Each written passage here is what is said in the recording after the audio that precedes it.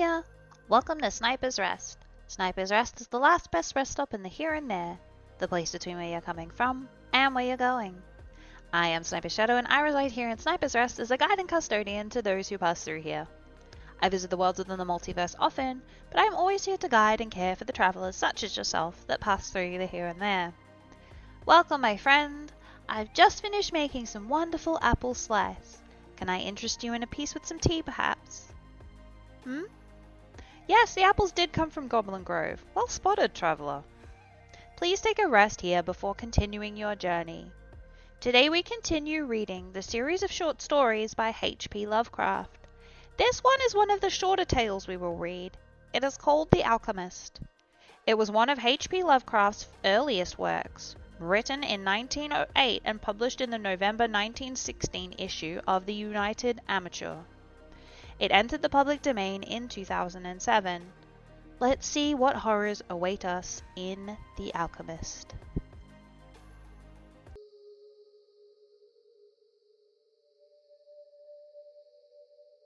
The Alchemist. High up, crowning the grassy summit of a swelling mount whose sides are wooded near the base with the gnarled trees of the primeval forest, stands the old chateau of my ancestors. For centuries its lofty battlements have frowned down upon the wild and rugged countryside about, serving as a home and stronghold for the proud house whose honoured line is older even than the moss-grown castle walls.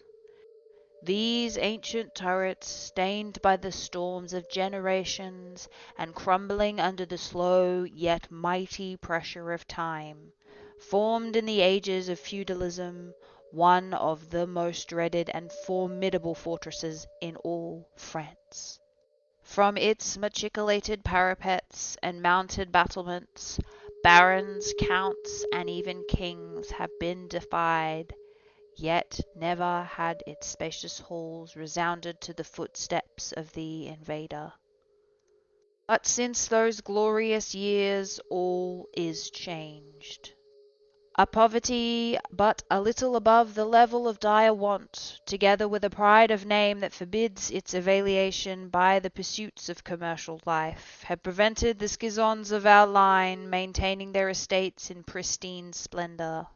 And the falling stones of the walls, the overgrown vegetation in the parks, the dry and dusty moat, the ill-paved courtyards and toppling towers without, as well as the sagging floors, the worm-eaten wainscots, the faded tapestries within, all tell the gloomy tale of a fallen grandeur. As the ages passed, first one and then another of the four great turrets were left to ruin, until at last but a single tower housed the sadly reduced descendants of the once mighty lords of the estate. It was in one of the vast and gloomy chambers of this remaining tower that I, Antoine, the last of the unhappy and accursed Count de C, first saw the light of day 90 long years ago. Within these walls and amongst the dark and shadowy forests, the wild ravines and grottos of the hillside below, were spent the first years of my troubled life. My parents I never knew. My father had been killed at the age of 32, a month before I was born, by the fall of a stone somehow dislodged from one of the deserted parapets of the castle, and my mother having died at my birth, my care and education devolved solely upon one remaining servitor, an old and trusted man of considerable intelligence, whose name I remember as Pierre. I was an only child, and the lack of companionship which this fact entailed upon me was augmented by the strange care exercised by my aged guardian, in excluding me from society of the peasant children, whose abodes were scattered here and there upon the plains that surround the base of the hill. At that time, Pierre said that this restriction was imposed upon me because my noble birth placed me above association with such plebeian company. Now I know that its real object was to keep from my ears the idle tales of dreaded curse upon our line that were nightly told and magnified by simple tenantry as they conserved in hushed accents in the glow of their cottage hearths. Thus isolated and thrown upon my own resources, I spent the hours of my childhood in poring over the ancient tomes that filled the shadow-haunted library of the chateau, and in roaming without aim or purpose through the perpetual dust of the spectral wood that clothed the side of the hill near its foot. It was perhaps an effect of such surroundings that my mind early acquired a shade of melancholy. Those studies and pursuits which partake of the dark and occult in nature most strongly claimed my attention. Of my own race I was permitted to learn singularly little, yet what small knowledge of it I was able to gain seemed to depress me much. Perhaps it was, at first, only the manifest reluctance of my old professor to discuss with me my parental ancestry that gave rise to the terror which I ever felt at the mention of the great house. Yet as I grew out of childhood I was able to piece together disconnected fragments of discourse, let slip from the unwilling tongue which had begun to falter in approaching senility, that had a sort of relation to a certain circumstance which I had always deemed strange, but which now became dimly terrible. The circumstance to which I allude is the early age at which all the counts of my line had met their end. Whilst I had hitherto considered this but a natural attribute of a family of short-lived men, I afterwards pondered long upon these premature deaths and began to connect them with the wanderings of the old man who often spoke of a curse, which for centuries had prevented the lives of the holders of my title from much exceeding the span of 32 years. Upon my 21st birthday, the aged Pierre gave to me a family document which he had said for many generations had been handed down from father to son, and continuing by each possessor. Its contents were of the most startling nature, and in its perusal confirmed the gravest of my apprehensions. At this time my belief in the supernatural was firm and deep-seated, else I should have dismissed with scorn the incredible narrative that unfolded before my eyes. The paper carried me back to the days of the 13th century, when the old castle in which I sat had been a feared and impregnable fortress. It told of a certain ancient man who had once dwelled in our estates, a person of no small accomplishment, though a little above the rank of peasant by name, Michel, usually designated by the surname of Moïse, the evil, on account of his sinister reputation. He had studied beyond the custom of his kind, seeking such things as the philosopher's stone, or the elixir of eternal life, and was reputed wise in the terrible secrets of black magic and alchemy. Michel Moïse had one son named Charles, a youth as proficient as himself in the hidden arts, who had therefore been called Le Sorcerer, or the Wizard. The pair, shunned by all honest folk, was suspected of the most hideous practices.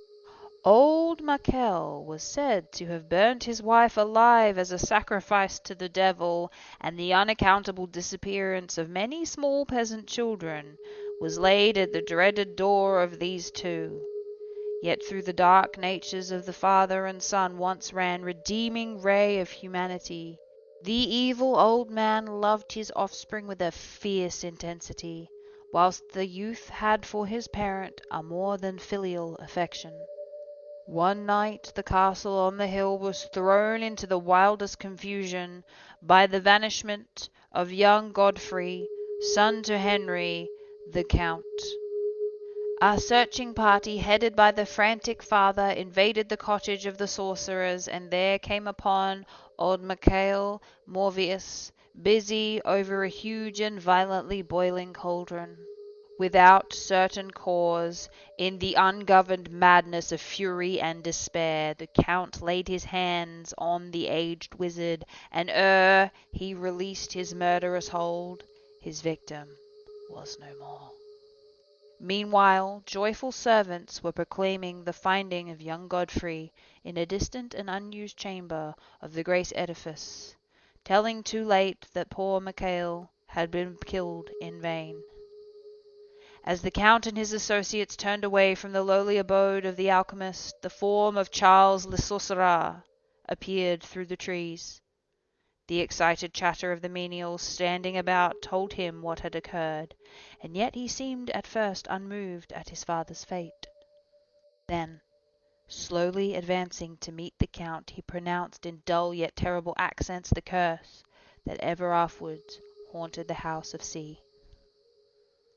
May ne'er a noble of thy murderous line survive to reach a greater age than thine, spake he, when suddenly, leaping backwards into the black woods, he drew from his tunic a vial of colourless liquid which he threw into the face of his father's slayer as he disappeared behind the inky curtain of the night.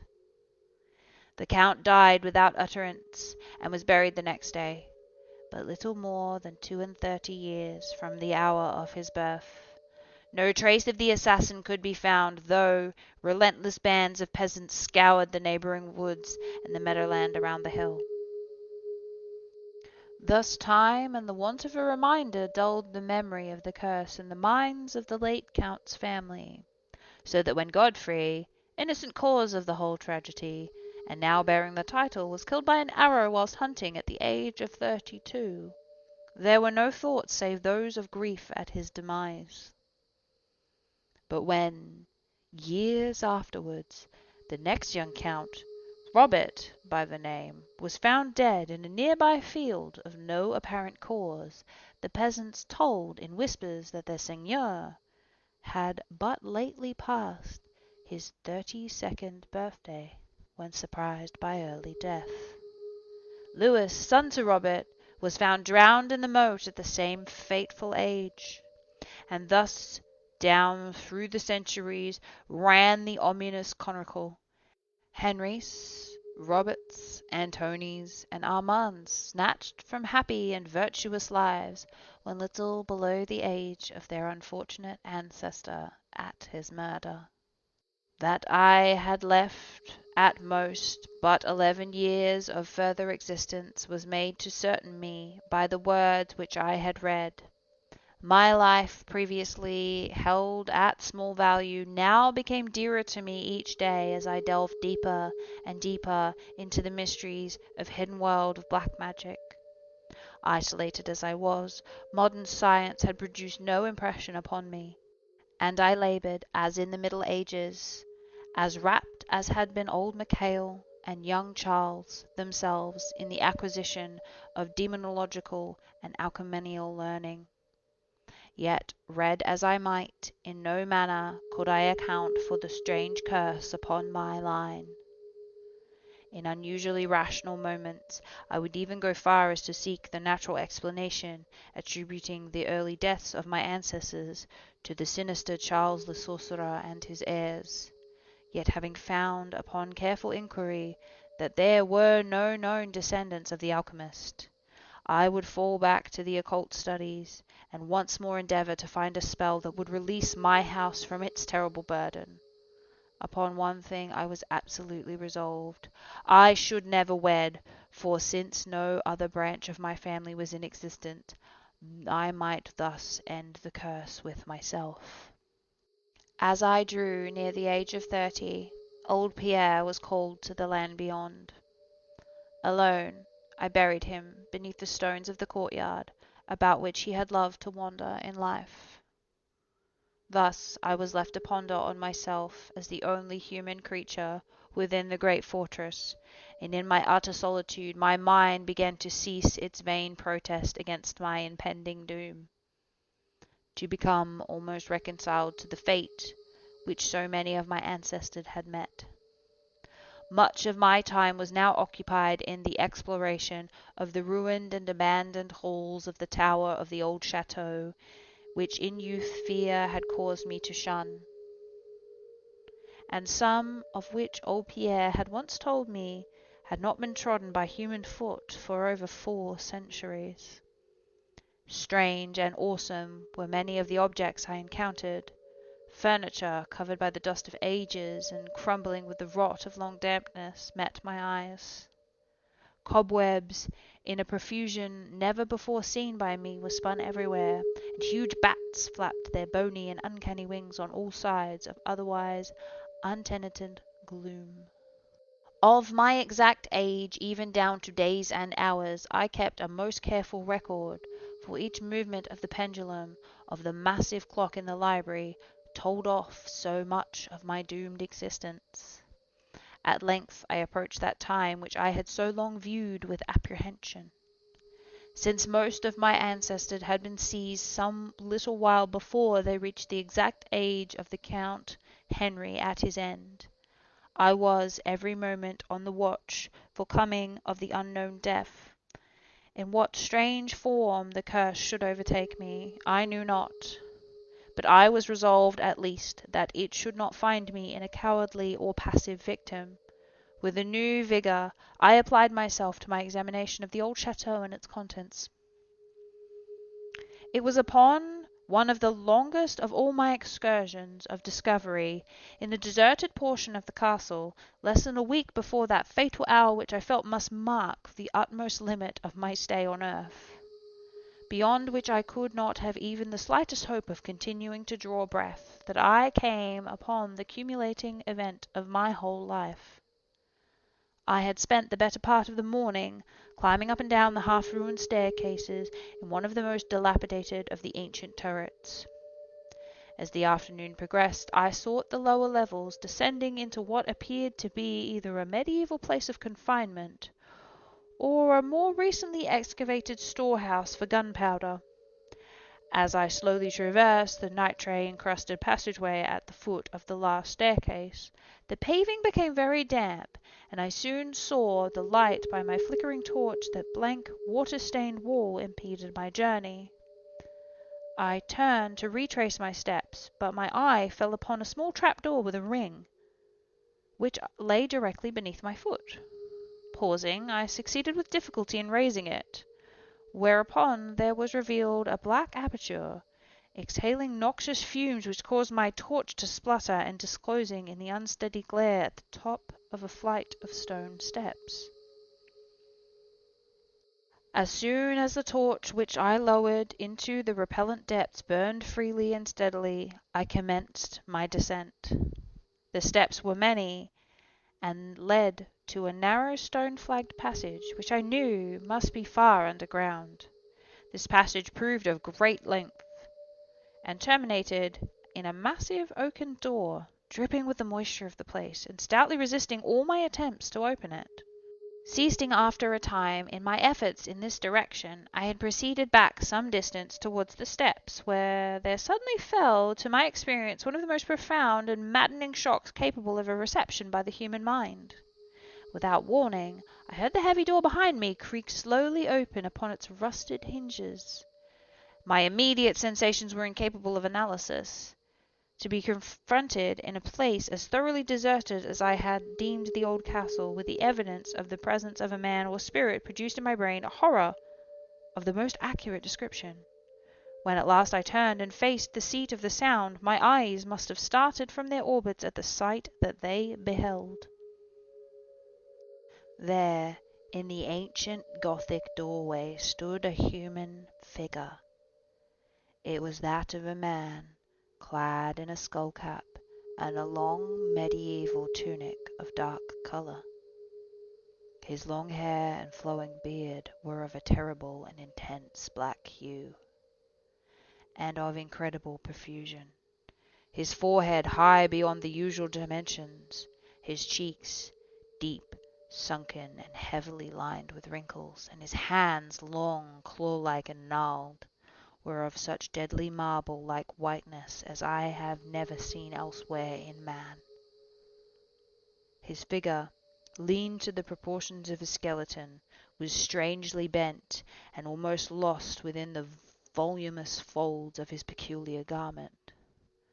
But strangest of all were his eyes. Twin caves of abysmal blackness, profound in expression of understanding, yet inhuman in degree of wickedness. These were now fixed upon me, piercing my soul with their hatred, and rooting me to the spot whereon I stood. At last the figure spoke, in a rumbling voice that chilled through me with its dull hollowness and latent malevolence. The language in which the discourse was clothed was that debased form of Latin in use amongst the more learned men of the Middle Ages, and made familiar to me by my prolonged researches into the works of the old alchemists and demonologists. The apparition spoke of the curse which had hovered over my house, told me of my coming end, dwelt on the wrong perpetrated by my ancestor against old Machicolated, and gloated over the revenge of Charles le Sorcerer.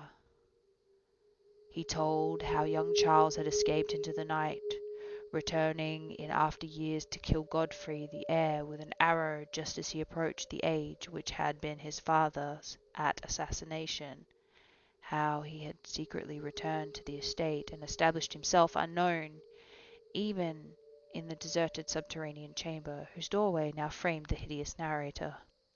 How he had seized Robert, son of Godfrey, in a field, forced poison down his throat, and left him to die at the age of 32, thus maintaining the foul provisions of his vengeful curse. At this point, I was left to imagine the solution of the greatest mystery of all, how the curse had been fulfilled since that time when Charles le Sorcerer must in the course of nature have died. For the man digressed into an account of the deep alchemical studies of the two wizards, father and son, speaking most particularly about the researches of Charles le Sorcerer concerning the elixir which should grant to him who partook of it eternal life and youth. His enthusiasm had seemed for the moment to remove from his terrible eyes the black malevolence that had first so haunted me. But suddenly the fiendish glare returned, and with a shocking sound like the hissing of a serpent, the stranger raised a glass vial with the evident intent of ending my life, as had Charles le Sorcerer, 600 years before, ended that of my ancestor.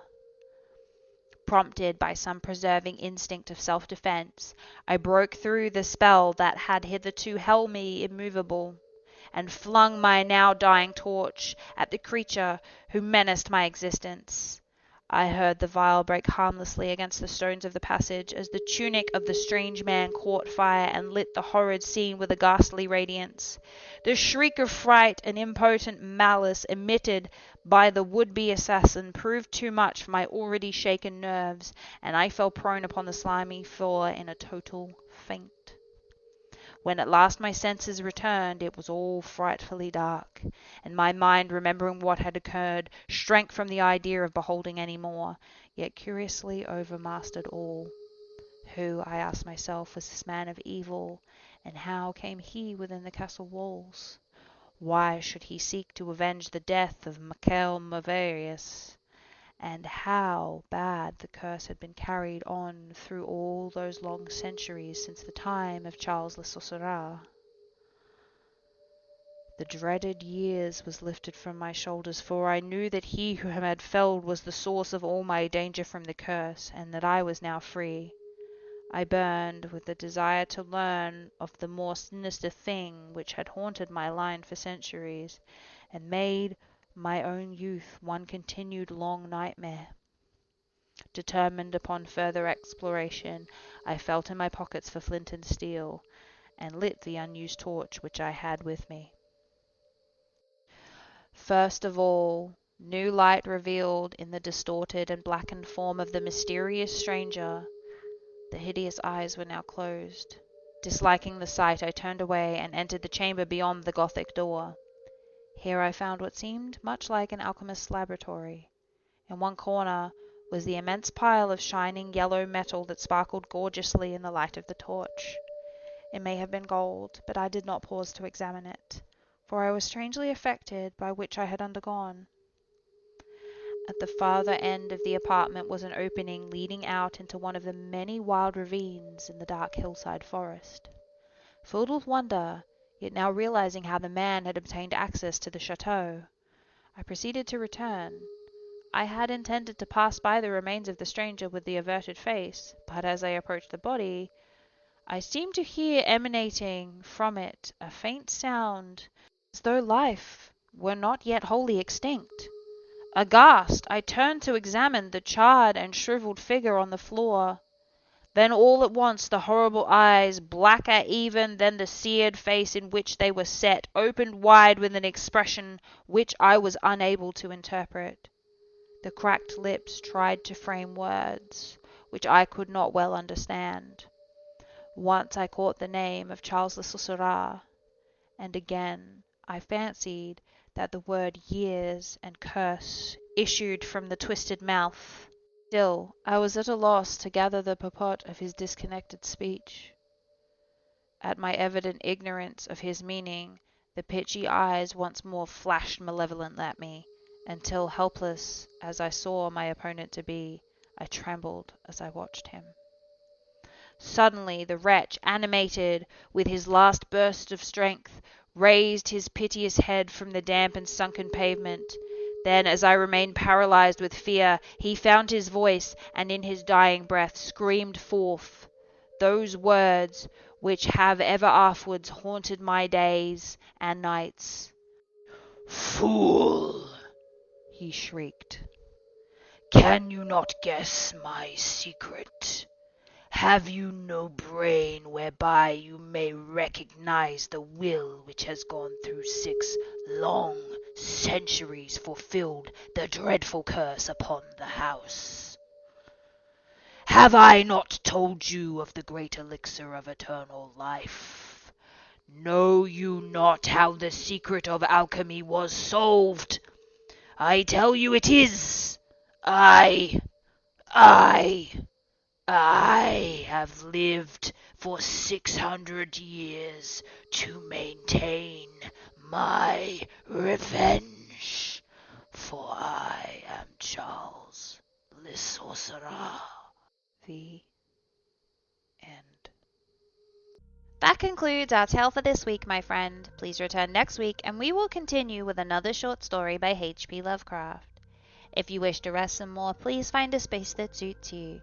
Whether you curl up by the fire, partake in some food and beverages in our kitchen, take a nap in one of our many rooms, or take a stroll around the garden, please know you are always welcome at Sniper's Rest, my friend. If you are continuing your journey, the multiverse has a vast array waiting for you today. To the north, enjoy expressing your unique creativity in this beautiful world where you shape and mold the universe around you. Solve puzzles and truly understand your place in this vast and peaceful universe you have created for yourself. To the west, step into the shoes of a maintenance drone attempting to terraform Mars.